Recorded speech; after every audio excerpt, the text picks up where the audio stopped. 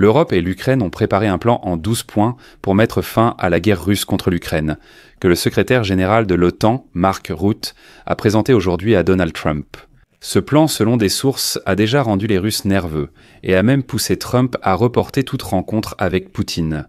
Pour faire court, le plan est basé sur la ligne actuelle de contact militaire. Le Conseil pour le maintien de la paix, dirigé par Donald Trump, coordonnera la mise en œuvre du plan proposé. Ceci fait référence au plan de paix de Donald Trump pour Gaza, où il coordonne le prétendu Conseil de la paix plus loin. Selon le plan, dès que la Russie acceptera un cessez-le-feu, les parties commenceront à rapatrier les enfants ukrainiens enlevés et à échanger les prisonniers. Il s'agit aussi des garanties de sécurité et de l'adhésion de l'Ukraine à l'Union européenne, des sanctions contre la Russie et du transfert des avoirs russes gelés à l'Ukraine comme réparation. Et c'est là que beaucoup expriment déjà leur scepticisme en affirmant que les Russes n'accepteront certainement pas un tel plan, ce qui signifie qu'il n'est pas viable. Et si je vous disais que l'idée est différente? Il est évident que les Russes ne seront pas d'accord sur plusieurs points. Les Européens tentent simplement de reprendre l'initiative à Poutine face à la reprogrammation de Donald Trump. Et puis Trump a besoin d'un certain plan de règlement de base vers lequel il pourra avancer. Ce n'est pas certain que ce plan sera définitif, mais les Européens donnent une orientation claire. Je suis Alexei Petchy, discutons de ce sujet. Mais avant de commencer cette émission, je voudrais vous demander de vous abonner à cette chaîne, de mettre un like et d'écrire un commentaire détaillé sous cette émission. Abonnez-vous aussi à ma chaîne Telegram Petchy News, le lien est en description de la vidéo. Là-bas, nous publions des nouvelles en temps réel dès qu'elles arrivent. Si vous souhaitez soutenir le travail de cette chaîne YouTube, vous pouvez le faire avec n'importe quel don ou un abonnement payant. Comment faire? Toutes les informations et méthodes sont dans la description de cette vidéo. C'est écrit là-bas, soutenir la chaîne Alexei Petchy. Choisissez le format qui vous convient le mieux. Je vous serai reconnaissant pour tout soutien de votre part. Alors, comme le rapporte aujourd'hui Bloomberg, les pays européens travaillant avec l'Ukraine sur une proposition en 12 points pour mettre fin à la guerre de la Russie sur les lignes de front actuelles, en rejetant les exigences renouvelées de Vladimir Poutine envers les États-Unis, selon lesquelles Kiev céderait des territoires en échange d'un accord de paix. Selon des sources, la mise en œuvre du plan de paix proposé sera supervisée par le soi-disant Conseil pour la paix, présidé par le président américain Donald Trump. Ici, sans entrer dans les détails pour l'instant, je dirais tout de suite que le plan n'est pas parfait, et la Russie n'acceptera certainement pas sa version actuelle. Mais ce n'est pas l'objectif principal. Personne n'a l'intention d'obtenir que la Russie accepte tout à ce stade. Les Européens essaient en ce moment même de reprendre l'initiative à Poutine concernant le formatage de Trump, car il est devenu évident que Poutine, a de nouveau embrouillé l'esprit de Trump, et celui-ci a commencé à dire n'importe quoi. Les Européens disent à Trump « Donald, n'agis pas trop vite sur l'Ukraine. Voilà, l'Europe et l'Ukraine te proposent un plan de règlement, exactement comme le Qatar t'a proposé un plan pour la bande de Gaza. Eh bien, ce n'est un secret pour personne que le plan de paix pour la bande de Gaza a été élaboré par le Qatar et ensuite transmis à Trump. Ce plan-là aussi, Donald, va sûrement te plaire. Et soi-disant, avant d'aller rencontrer Poutine, l'Europe remet à Trump un plan déjà élaboré et soutenu par toute l'Europe. Et c'est là qu'il y a un autre point important. Trump a justement besoin d'un plan de règlement de base vers lequel il pourra avancer. Voilà, sous Joe Biden, un tel plan était la formule de paix de Volodymyr Zelensky en 10 points en séquençant. Certains s'en souviennent, d'autres l'ont oublié, mais c'était le repère vers lequel Joe Biden avançait. Donald Trump n'a pas seulement aucune idée de la façon d'avancer, il ne comprend même pas dans quelle direction aller. C'est de là que viennent ces hésitations constantes. Un jour, l'Ukraine peut libérer ses territoires, elle peut gagner cette guerre. Puis, en quelques jours plus tard, il dit à Volodymyr Zelensky de donner le Donbass à Vladimir Poutine. Ensuite, il affirme que l'Ukraine ne peut pas gagner. Voyez ce qui est arrivé, par exemple, à la bande de Gaza. Qatar a élaboré et proposé à Donald Trump un plan de paix en 20 points. Et ils lui ont dit « Présente-le comme le tien, aucun problème. Dis que c'est ton plan de paix.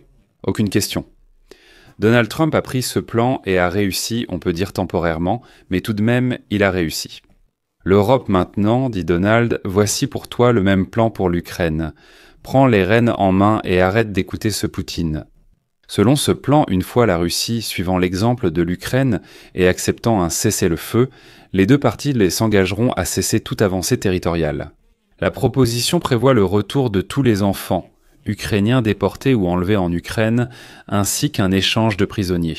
L'Ukraine obtiendra des garanties de sanctions, des fonds pour réparer les dégâts de la guerre et pourra adhérer rapidement à l'Union européenne. Les sanctions contre la Russie, selon le plan, seront progressivement levées, bien qu'environ 300 milliards de dollars de réserves gelées de la Banque centrale de Russie ne seront restituées qu'après que Moscou acceptera de contribuer à la reconstruction de l'Ukraine après la guerre. Si elle refuse, cet argent sera simplement transféré à l'Ukraine. Toutes les sanctions et restrictions peuvent être rétablies si la Russie attaque à nouveau l'Ukraine. Après cela, selon le plan, Moscou et Kiev entameront des négociations sur la gestion des territoires occupés, bien que ni l'Europe ni l'Ukraine ne reconnaissent juridiquement ces terres occupées comme russes.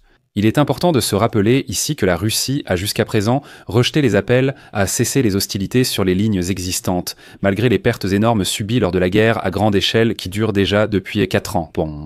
Des sources ont averti que les détails du plan sont en cours de finalisation et pourraient changer.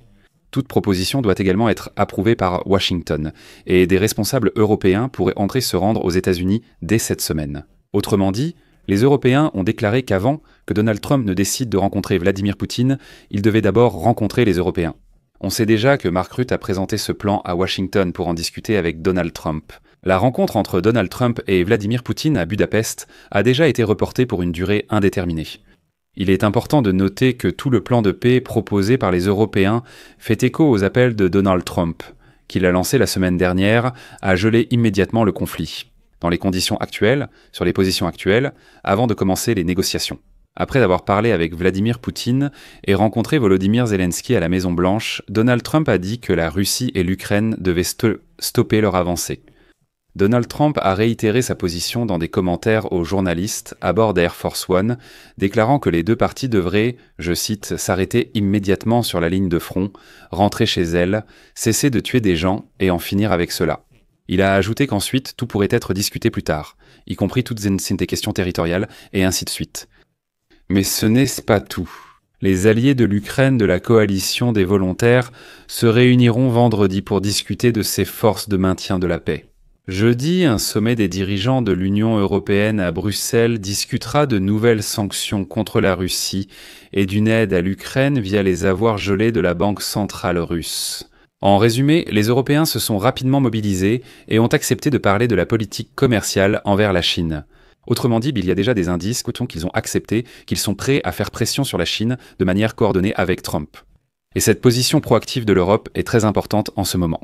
Selon la source, lors des négociations, Trump a poussé Zelensky à accepter rapidement l'accord et a mis en avant les atouts de la Russie.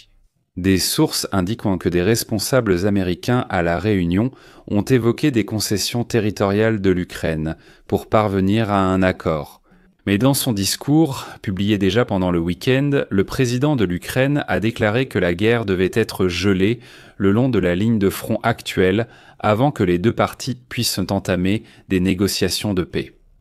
Je vais mettre des points de suspension ici. Écrivez vos conclusions et votre avis dans les commentaires sous cette vidéo, abonnez-vous à la chaîne, activez la cloche et n'oubliez pas de mettre un like. C'est tout pour aujourd'hui, à bientôt. La suite arrive.